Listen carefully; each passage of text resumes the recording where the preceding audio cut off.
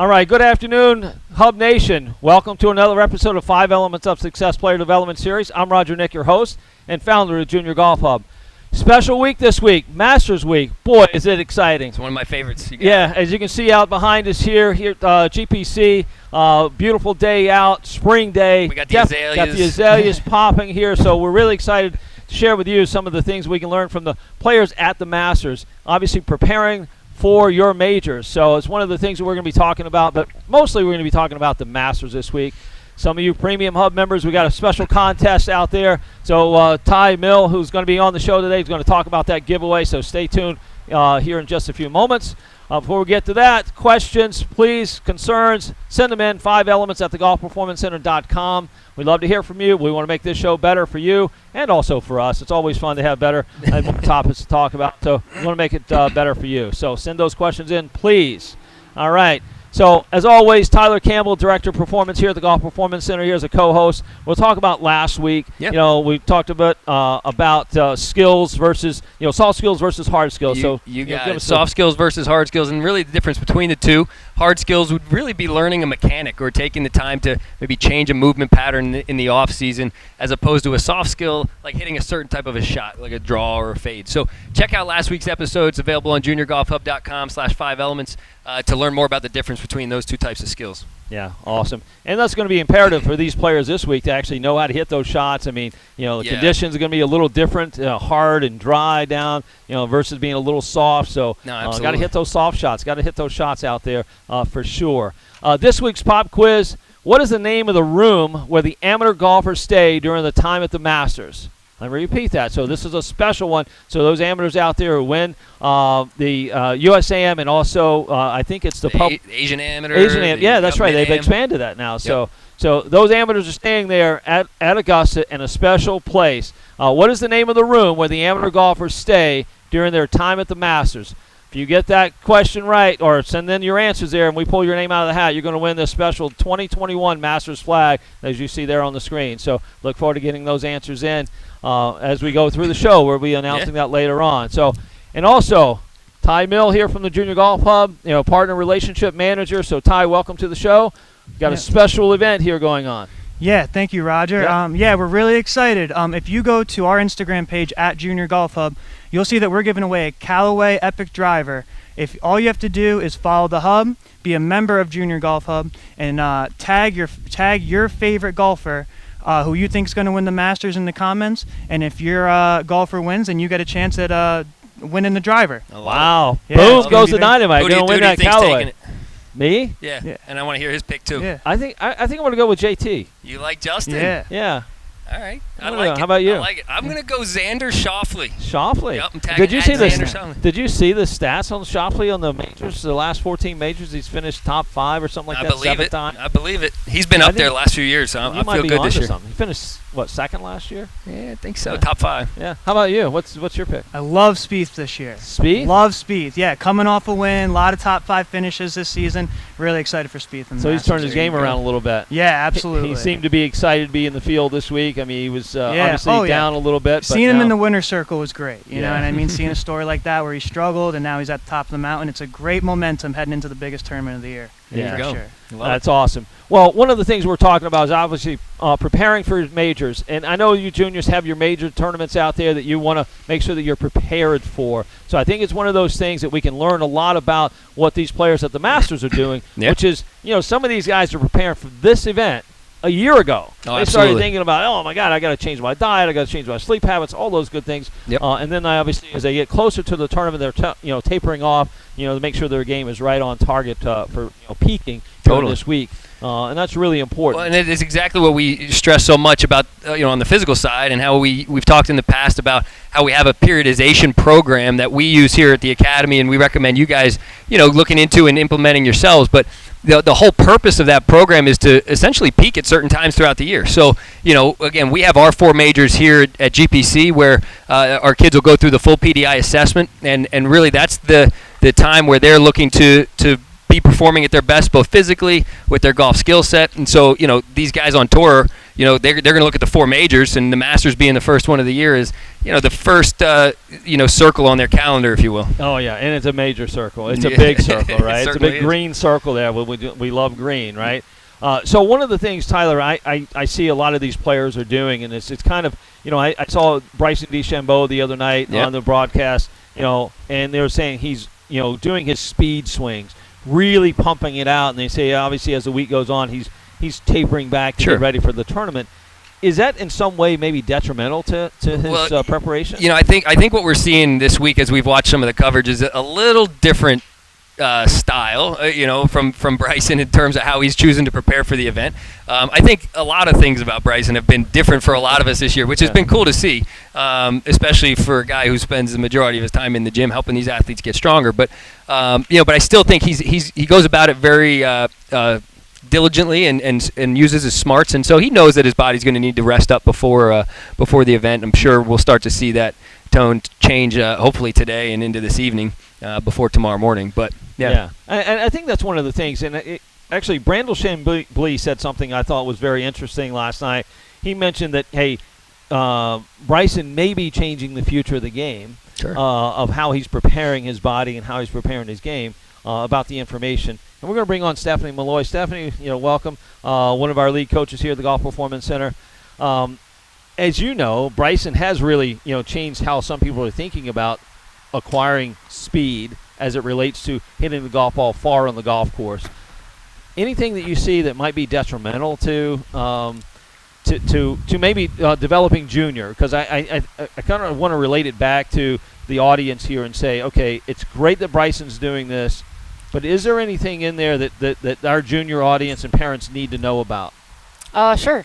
I think kind of going back into what we talked about last week, just the hard skills and soft skills, I think sometimes too much mobility can hurt them while you're trying to gain speed. So just having that stability too is just really important in that aspect. Yeah, and I think he's just doing it so much in the sense of like what he's done. I was thinking about the other night was, I wonder, and I this might have been out there, I might have missed it. Does he have a pitch count? Does he have a ball count that he's using on his? Because as much as he's going, all out on the range and in his practice, you wonder if he just has this underlying count in his head. Okay, I'm getting to the point today where I've got to start to reel it back. Let's go hit some putts. And I think he's obviously put a tremendous amount of work, and again, he's done it. Smartly, if you will, or done it with purpose in terms of how he's built his, foundation in his frame. Right. And so, he's obviously got a certain level of confidence out there that he's not asking any questions. Right. I think it's all of us, who are on the outside looking in that might be, scratching our heads a little bit. But it seems like he's got it under control for now. We'll have to see. Yeah. And it looked like he's got a good team around him. And I emphasize team because he's got a biomechanist around him. He's got obviously a performance coach around him. He's got his golf skill coach around him. He's got his mental coach around him. So I think it is a team effort. And those are out there are kind of seeking this kind of aspirations to be one of the best out there. You're going to need, it can't be done alone. And I don't think golf lessons work. We've talked about that before on the show. But it does sound like from his team that there is like a pitch count, if you will, as Tyler was saying. There's a ball count. There's a diminishing return to his time put into these speed swings prior to an event. So I think he's probably figured that out pretty well. Stephanie, I'll go back and last week was a really special event at Augusta National with the women's invitational there. Different conditions last week than this week. In the sense that there was some weather, I guess the grounds were a little softer maybe. This week, hard, fast, firm golf course. Would there be any changes, or would you recommend to your players having any changes to their equipment? Sure. So equipment, very important to us. It's one of our 5 elements of success. I think you're going to see a lot of the guys change their set makeup. They might take out a long iron, add in some wedges. I think you're going to see some differences there just based on the conditions. These guys change their equipment all the time. Like you said, they're on a team, so they're always assessing what they need to do to perform on the course.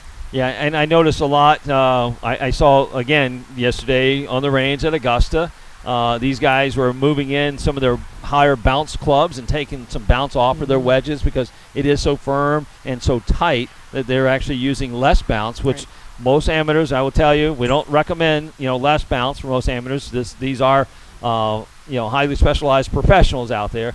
But I think that's very interesting. I think it's one of those nuances of knowing your game and knowing the conditions and how that can actually change score. Absolutely. Totally agree. Yep. I would say you might see that a little later on, too, in maybe some of the British Open if the weather holds off. It's known to be pretty firm and fast over there, right? Yeah. At times. Well, the Texas wedge, right? Exactly. Not in Texas, but in Ireland or somewhere else. Yep. Where is the Open this year? That's a great question. We're talking Masters, huh? That's right. Let's I get see back some to- note cards here. You got some let's of get these back to holes. it. So we wanted to go through. So, the first hole at Augusta, obviously a great starting hole. A lot of guys, a little nervous. The T Olive is the number one, is the first hole. That's the name of the hole. If you haven't seen it, really great looking hole. I've happened to be able to see it from that perspective. So pretty cool. Tell us a little bit about that, Roger. We'll get there. Okay, we'll all get right. there. I'm Let's chomping at the talk bit. about how do you feel? You're on the first tee, first time there, first Masters. Kids there. Let's call it their Masters, whatever that may be. Yeah. What are we talking about? What are we telling the kids? How should they handle that? Yeah, well, we just saw it too with the drive, chip, and putt and the kids. Yeah, so that's you right. see the nerves from these kids, and it's amazing to watch if you guys didn't watch it. Also, Anna Wu, I don't know if you caught the tweet from Phil Mickelson. I thought that was Yeah, that amazing. was really It's a little cool. off topic, Yeah. but I think these kids are preparing just like the pros are. A big part of it is their pre-shot routine, getting their mindset in the right space, and a ton of breathing techniques. This is where Dr. Brent is so great. I thought that was really cool. I saw a lot of but kids just kind of yeah. compose themselves, especially if their first attempt wasn't, all Right, there. that emotional management, Exactly. absolutely. They showed some footage of one of the juniors hitting a chip in the pitching portion, and in the background was this massive leaderboard with the kid's picture and his results. And I'm like, if that was me, I'd be shaking in my boots. I said, Exactly. Yeah. It was awesome to see. Yeah, Really no cool. doubt about it. Well, so since you asked Yeah. on the first hole, so I would tell you, I was at the Augusta. It was probably 2004. I think it was the first year they actually moved the tees back. So completely different setup for Augusta National at the time. First tee shot, piped it right down the middle. I was a little nervous. It wasn't a tournament, but it was the weekend before the Masters. So all the bleachers were up. So it really, was a very that's great. special moment, and not a lot of players on the course except for us and all the pros that were in the field and the amateurs. Hit my second shot to about 3 feet, on the green, from the hole, and it was set up for, I think it was Thursday, pen location or hole location, and I had the caddy there, and the caddy says, okay, it's 3 feet. I need you to aim it about a foot outside the hole. And I'm kind of a foot outside the hole. I'm a better putter than that. I'm not trying to lag. I'm trying to make it, right? And next thing you know, I hit the putt, and it rolled to the front of the green. Lo and behold, I walked off with a 4 putt. So it was pretty embarrassing, but it got a little bit better after that. All right, very good. I will say the first round I had there was 7 3-putts, and I shot 79. So All right. that was a lot of fun. There's no pictures on the scorecard. No pictures on the scorecard. Sometimes I but wish it's there might be in this case. a lot of fun. We'll show the pictures a little bit later. All right. Okay, so number one, we hit driver off. We hit the second shot, not in the bunker on the right-hand side. Hit to the green. We're on the green. What do we do? On the green. Well, I think the best players in the world, they're really assessing before they get to the green. They're doing their homework ahead of time with their course strategy and just their game plan, and I think they stick to their game plan pretty much to the T, considering conditions, and sometimes you have to adapt. But number one, they're doing that from the fairway. Then when they get up to the green, they're assessing from all different angles, all while their players are going at the same time, with tying in kind of pace of play for some of you amateurs out there. Yeah. But multiple angles, really getting a great read that way. That's a great point. I would say at this course in particular, do they need to be thinking a play ahead about, okay, what portion of the green do I need to Absolutely. land this ball? How's it going to funnel down? I was watching some highlights this week, and they showed Phil on 16, and he was in the front bunker, but he hit the ball past the hole because he knew that if it had dead weight, it would actually roll back down, and sure enough, he almost made it for 2, tapped in for 3. But that's a creative play, right? But where he's thinking outside the box about how to get the ball to react a certain way. I'm actually going to hit this ball beyond the pin to let it come back down. And at Augusta, that's unique. I mean, you'll see that a lot. Yeah, no doubt about it. So we get past number one. Number 2 is a par 5. The Flowering Peach is the name of the number 2 hole, which is a par 5. 2's dog a fun, leg it's left, a fun right? hole. Fun hole. You walked it, right? I've been there. And so what did you experience on number 2 there? Two's kind of a risk reward, I feel like, in the sense that if you can put yourself in a good position off the tee, some of the longer hitters can actually either carry the bunker or kind of careen off the left side of the bunker in the fairway. It's absolutely, green light if you can do that. Now, if you don't, get in a good position, you either end up in the bunker or maybe you lay back a little bit. It's a long second shot, but one of my favorite vantage points is above 2 green, behind 7 green, and you can kind of see you see a few holes. You see 2, 8, 7, 3, all from that one tree right behind 7 green. So 2 is definitely a fun hole to watch. Yeah, well, I'm looking forward to hearing more of the stories that you guys had. I know you guys had a trip down there with a group of GPC members here. Yep. So pretty exciting. Stephanie, so on number 2, being a par 5, obviously there's a risk reward. A lot of players are going to go for that green in 2. But one of the things you hear quite often is how they've actually played back a little flatter lie. Obviously, it's a very steep, hilly golf course and fairway. How would you recommend a junior player playing it off the slope that they find themselves on a pretty steep slope? What are some of the things we can do? Number 1, I think you have to assess the lie. The lie is the boss, because before you even actually swing, that's going to determine what you can even do with the shot at hand. So once you figure out that, then maybe you take a different target line. Everyone also says fat part of the green, but that might not always be true in terms of course strategy. Maybe you want to take even more of a conservative line based on your dispersion pattern as well. Okay, so you got to make some adjustments. Absolutely. Make those adjustments there. Okay, we got past number 2 with a birdie. Right? So we're 2 under right now. Yeah, we're 2 under right Okay. now. At I like Augusta, it. I like it. 2 under. So Justin Thomas is 2 under through 2. Oh, I like it. Okay. All right, we'll see. All right. So number 3, flowering crab apple. That's the name of number 3. Pretty interesting name. Yeah, I don't know who came up with this, but I like it. I love it. All the holes have names for them, right? I think that's so fun. So flowering crab apple.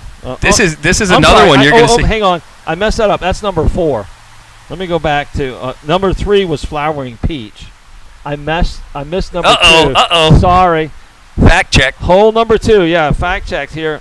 Pink dogwood is. Oh, number I 2. knew that. Yeah, I we knew that. You Multiple said you choice test, I would have You gotten it. memorized all of these. Yeah, at one point. I Not shouldn't anymore. have this. Right? Okay, so number 4, flowering crabapple, short par 4, I'm sorry.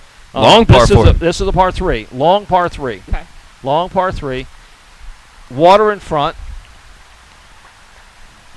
Or swell in front. There's right? no water in front. What are you? Oh, number 4? Is he making this up? I think he's I'm- got the wrong course. No, I'm just saying that's just for our amateurs, right? Just for our amateurs. So I got a long par 3, water in front. Mm-hmm. It's going to take my best shot to hit it over that water.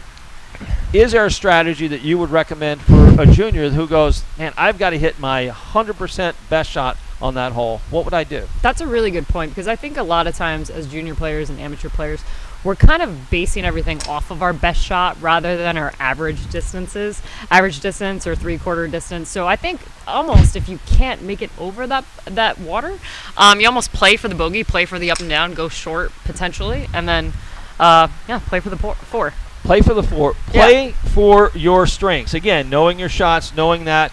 Again, if you have 10 minutes, you want to make sure you take that self-assessment on the Junior Golf Hub. If you haven't downloaded that app yet, for your chance to win that epic driver, please take that time to do so. You're going to register for that epic driver there. So take that self-assessment, on your way to maybe getting started and having, reach your opportunity to play in the Masters one day. So make sure you're doing that.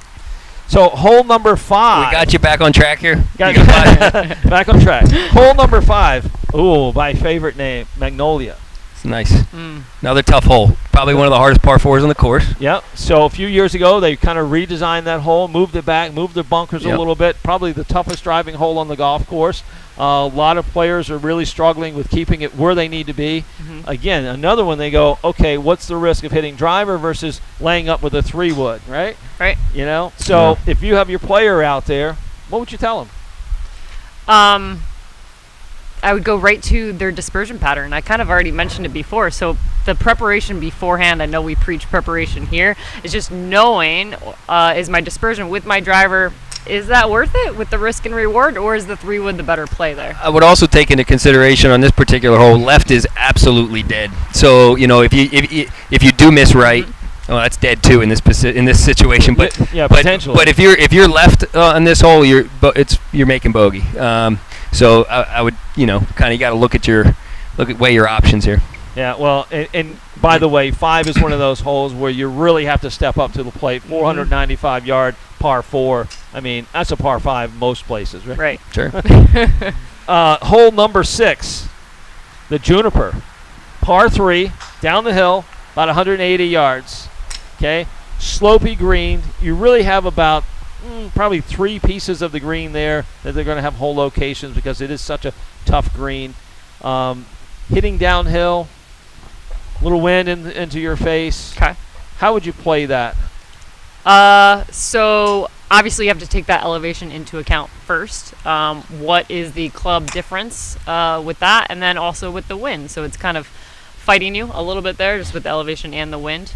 And this is all golf IQ. So this is stuff that do your homework, really kind of assess the conditions before you even make swings. Really important. To put it in perspective, fun story on 6. Charlie Hoffman one year hits it to the front of the green, rolls back off the green from the tee. So he's got a wedge in his hand. He hits it, gets up to the hole, comes right back down off the green. Does it 2 or 3 times. So just to put it in perspective about how fast and firm the greens are, but how tough it is to get to some of the pin positions. It's this is why I love it. So we just got up and down. We're now 2 under par still. Justin Thomas. How many holes? Through 8? No, we're just doing the front 9. Okay. Through 6 right now. Number 7, Pampas. I like that's the name of number 7. Nice. If you know number 7, pretty straight away. Tree line, both sides. You got to hit it right in the fairway. Mm-hmm. Right. Yep. What would you reckon? What would you say? Length isn't the big issue here. Yeah, I mean, whatever club is going to get you in the fairway, I would say. Which it might not be driver, it might not be 3-wood. I mean, I think our kids experienced this recently at their tournament down in Florida. Some of them had to hit 7 irons, 8 irons off the tee just because that was the smartest play to put it in the fairway. Yeah, especially under stressful conditions, yeah. right? I know down in Florida we had all the wind, the water hazards there, or the hazards there. So really kind of important just to get it in play. Tyler, I know you would step up, to this 450-yard hole. I'm ripping driver. Piping driver. I'll say, though, too, honestly, being in the fairway is important here because in certain pin positions, this is a scoring hole. I mean, 7's got the ball down on the front right. So, if you can get the ball to react appropriately, again, sometimes we see it react too much. It spin down into the bunker or off the front of the green. But if you can have control over your golf ball, you got an opportunity to get it close. Okay, so probably arguably the easiest hole coming up, number 8, par 5. I don't know. The yellow jasmine, So it's one of those holes that you see a lot of players making, well, I wouldn't say a lot of players making eagles, but you're going to see more eagles on that hole, definitely some more birdies. But there's some blow-ups there because off the tee you got the bunker to the right, steeply uphill there, so you got to kind of really, play, golf your golf ball there, right? Sure. So Justin Thomas makes birdie. Goes 3 under. I think Justin Thomas is shooting 59, according to this breakdown. 3 under. I'm feeling good about my pick right now. I can tell you that. Okay, number 9. Probably one of my favorite holes there. In some ways, I think it's a green complex. The Carolina Cherry. What a name, right? Yeah. Awesome name. Backdrop down the hill, par 4. Down, back up. 9 green is awesome. 9 green is just spectacular. You don't realize it till you're there, and just the level of undulation and how you can literally just bring it from the back tier all the way off the front of the green with a little bit too much action. Well, I know Ty was talking. Spieth was his pick this week. I think it was a year. I think back-to-back he was playing well, or 1 year, I forget. He hits it onto the 9th green, and it rolls 60 yards back down the hill. And the year he won, he hits 9 iron, sticks on the front of the green. He gets, as he said, I learned that I needed to hit it maybe 3 more yards further, and he walks off with a par and goes on to win the Masters. Exactly, and again, we talk about controlling the golf ball. You can put too much spin on the golf ball. You know what I mean? If you just take a little extra club, swing a little easier, take the spin off, and control that ball a little better. Yeah. So now we're at the turn. I'm one of the amateurs. I'm going in, and one of the things I love most about being at Augusta was having the tour of the clubhouse. What a beautiful, spectacular clubhouse inside, seeing the Masters trophy there. going up to the champions locker room. And some of this I'm not supposed to be telling you because I signed a confidentiality agreement. But I'm going to tell you anyway, so keep this secret, okay? So we go up, and so the amateur, goes up, and we're going. They want to show the room, so we go up to this, nest as they call it. I think they call it the crow's nest. The crow's nest, right? And it's such a tiny little room, but that's where the amateurs stay. And I thought what was really cool is that every single night and every single day they go there, they have to make notes. So they do a diary the whole time they're there. As soon as they get the invite to Augusta, they start a diary, and then that diary is kept within the walls of Augusta National, so they go back for history. Really cool little story there. But the crow's nest is where all the amateurs stay, and it's kind of really special. That's awesome. Very few guys get to do that. So that's at the turn. Go back out, get a nice little burger at the halfway house, and then we go to number 10. Okay, number 10, Camellia. Number 10. I mean, listen, not a great hole for Roy McIlroy. Nope. Roy McIlroy, had a 4 or 5 shot lead, his first or second Masters I there. remember that vividly. Heartbreaking, right? You were there? I was there. Yeah. Oh. I was sitting on 16 at the time, and I saw the score. They changed the red numbers, and everybody's watching the scoreboard, and it's always kind of a ooh or an ah, with the crowds. And man, when that number went up, he made quad on 10, I think, and that was. Yeah. It was a whole new ball game at that point. Pretty cool. Yeah, I don't think he liked his back. He wasn't in a good place, but it brought the whole rest of the field right into it. But what a great hole. Par 4, down the hill, dogleg left. Again, really tough hole because it's hard to hit driver off of that tee. You get through the fairway. A lot of side hill. A lot of side hill, yeah, exactly. So these guys are having to make decisions there. Again, knowing, having a game plan, sticking to it. That's how you're going to win or, compete at these majors that you're playing in. Leads me to kind of think Bubba Watson.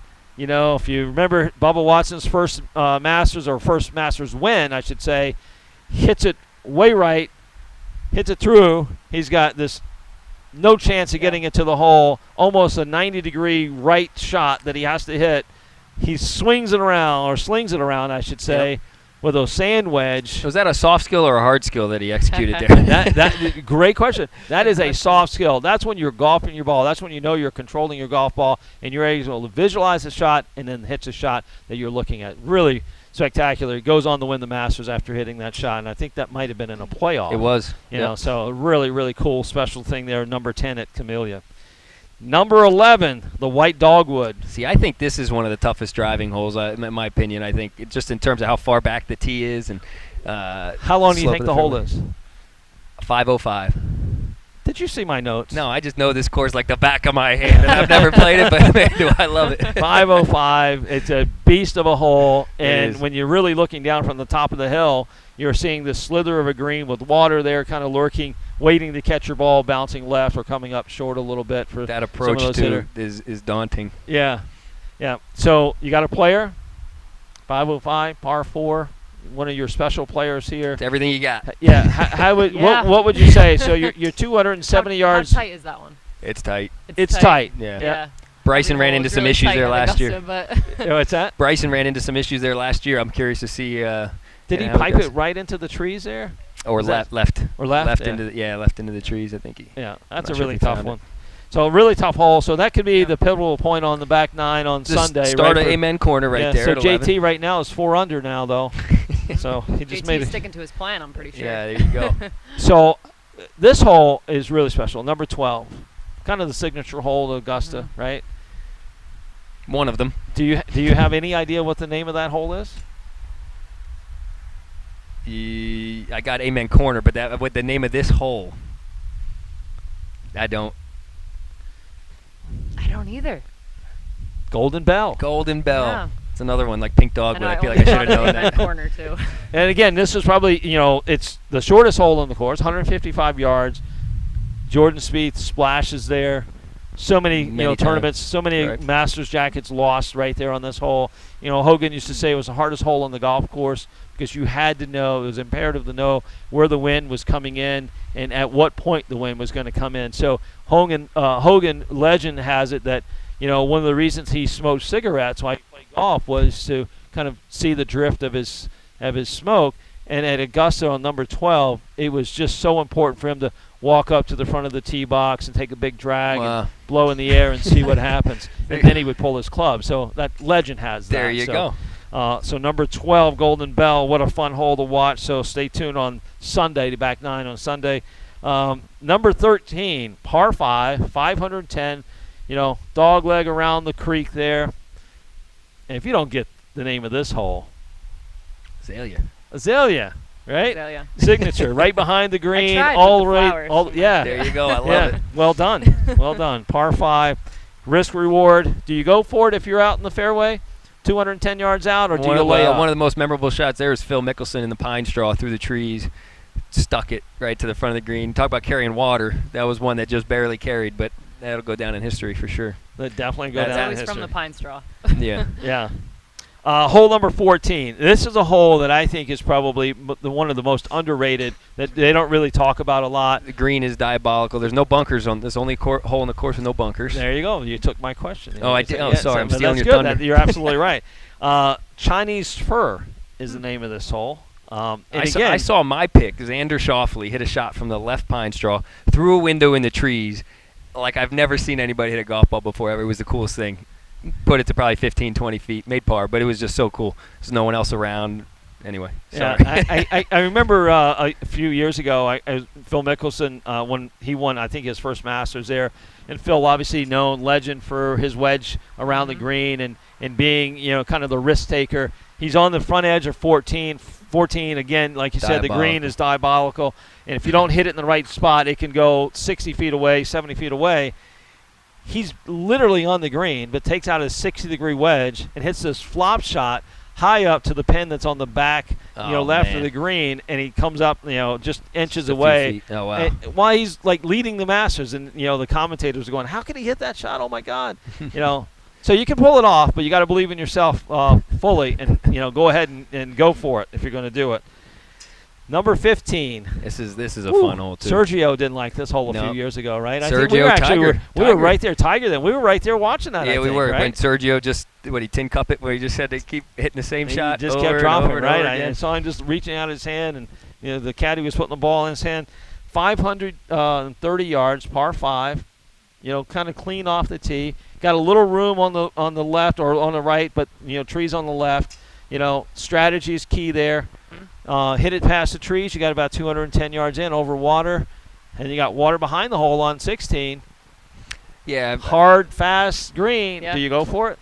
I mean, a point I want to bring to our juniors is, I think you do this with every hole, but if you play it backwards and strategize that way, because that's actually how course architects set up the golf course. So I think, especially on par 5, looking at it that way is important. Absolutely. You want to put a club in your hand that you really can control the golf ball with, right? Mm-hmm. Especially when a firm, fast golf course and you don't really have any room in front to kind of run the ball up. I think that's really, genius way to think of it, for sure. All right. One of my, again, favorite holes. I don't think 16. I haven't had a favorite hole You're yet. repeating yourself for every hole is your favorite at this point. Number 16, par 3, 170 yards over water. This one's over water. What's the name of this hole? Red Bud. Red Bud. There you go. Well done. Sorry. Pulled that one out of my hat. Now, it is Masters tradition, so if you play the Masters on the practice round, they take you out there. I don't know if you've seen this as they play. Yeah. They go on the par 3 or right in the front of the tee box on the downslope, and you skip the ball off the water to go onto the green. I'd say that was probably one of the, funnest challenges I've had there. When I played there, we'd go up and hit this skipper up there, and I was kind of, going, oh my God, this is this is pretty fun. I've never really done this, especially not there on this grass. It was just so perfect. I didn't want to take any divots, right? But skipped it right up there onto the green. A few of the guys have made hole-in-one off the skip in the last few years, which is pretty cool. Yeah, really cool. Great hole. Yeah, you mentioned Phil Mickelson and his play on that hole out of the bunker. Yep. We saw an epic finish with Tiger there, left of the green, beyond the bunker, hitting it up and kind of, managing the slope and getting that ball down there to go in the hole. Arguably one of the best shots. Yeah, it was just phenomenal. A lot of fun to see. 17, Justin Thomas has a 4-shot lead right now over everyone. Par 4, 440 yards, pretty tight. What's the name of the hole? Eisenhower Tree hasn't been there in a few years now. So that opens it up a bit. It does open it up a little bit. I don't know the name of the hole. I know it's a pivotal hole, though. I mean, you typically have 2 holes left. You're just coming off the par 3. Typically on Sunday, this one is one that, you want to make par, move on. I got a 4-shot lead. No, 4-shot lead. All right. How would I play that? I mean, I think you stick to your plan in the sense you don't alter, you don't go too aggressive or too conservative. I think that's where junior players and just better players can get into trouble. Like, do what's been working. If you've been aggressive on certain holes, then stay aggressive, or conservative on certain holes, stick to that original plan. Yeah. I'm hitting a cut right off the left trees. There you go. And, Nandina is the name of the hole. But I agree with you. We see this in football a lot. The Tampa Bay Bucks almost gave away the Super Bowl this year. Playing prevent defense, right? So, no, I'm just kidding. Tyler's a Bucks fan. But, that's what we see. We see these players go out there and start going into prevent defense. Obviously, all of a sudden starting getting a little bit kind of rocky and tight about, I don't want to make mistakes versus, to your point, hey, you have a game plan. You expect to be here at this situation. Right. Go for it. I think that's really, fantastic. Or just to add to your point, if you're chasing the lead, too, don't force the birdie. Just stick to your plan and do what has always worked. Don't alter anything there. Right. Well, I don't know about you guys, but I'm exhausted. I'm on 18. I've got a 4-shot lead. Probably, again, standing back there on the back of the 18, hitting out of that chute, up that fairway, that huge bunker there. I'm pretty intimidated by that With shot. The crowds, too. The crowds. Oh, It gets really tight there. Yep. 465-yard par 4. Up the hill. Up the hill. 500. Yeah, and, you really want to make it, have a good shot here to finish up. What's the name of the hole? Oh, man. If I knew we were getting the names of the whole, the pop quiz I know, here, I would have studied. Me too. I knew a few of them. I'm not sure. Holly. Holly. So see, Holly. all these are like super obvious once you tell me. I figured you would know these. I should know more of them. I'm a little disappointed. I got to go study up. Well, so 18, what a great hole, hitting it up there. Obviously, it is what we remember when we watch the Masters on Sunday afternoon, watching, the players hold that final putt, arms raised, or in Phil's, time, jumping that vertical jump of about 1.5 inches. It was probably, pretty solid for Phil, but nonetheless, really good. Yeah, so many memories and history made on that green is pretty cool. Yeah, it was great watching Tiger a few years ago come back and win that, seeing his kids there, having them there to hug. So a lot of special moments there. Ben Crenshaw, obviously, I don't know if you guys saw this, but he announced that he's going to be, this is his last Masters, participating. So Ben has been a 2-time, champion at Augusta, great competitor there, so really kind of interesting. I think, Nicklaus has been out for a while. He's just honorary kind of there for the Champions Dinner. Tiger not there this year, kind of disappointed, and hopefully he's doing well with that as well, his recovery. So kind of going back to where we are with this preparing for your majors, for juniors and so forth, give us 3 things that you want to make sure that the audience and the players are leaving with. I said this a few times now, but have a plan, stick to it, and that starts before you even go to the practice round and play in the tournament. Just looking at the golf course backwards, I would suggest the first thing when you go to the golf course is actually take a cart and drive it backwards just to see how the architect actually designed it. That's number 1. Number 2 is... if you're at age. If you're of age to drive the cart. Yes, if you're of age. Number 2, it's the transition into the soft skills like we talked about last week. Just target focus, external focus. Number 3, have fun. Enjoy the journey, right? Oh, I love that. That's great advice. So make sure you heed that advice. Maybe you'll have your best tournament out there next time you go out.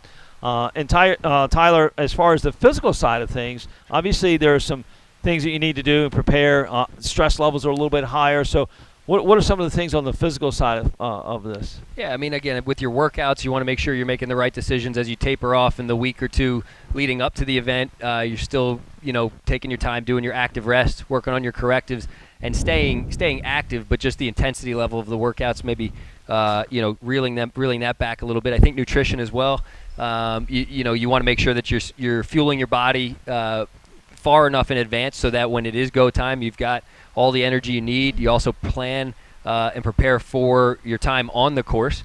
especially if weather's changing. It's gonna be hot down there. You got to keep your fluids up.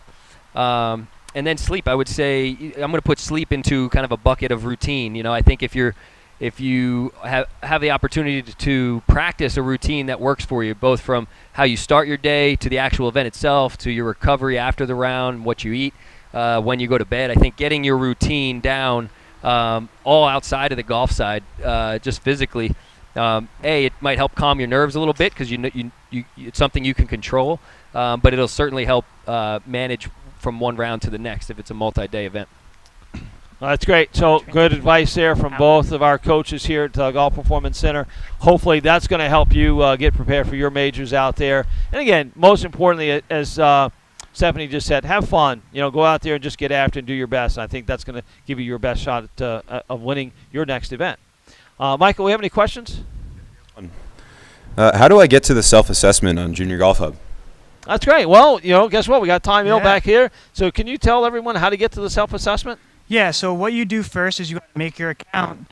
And once you make your account, I believe it's part of the registration process, if I'm not mistaken. Yep, it'll take you right to it right after you make your account. There you go.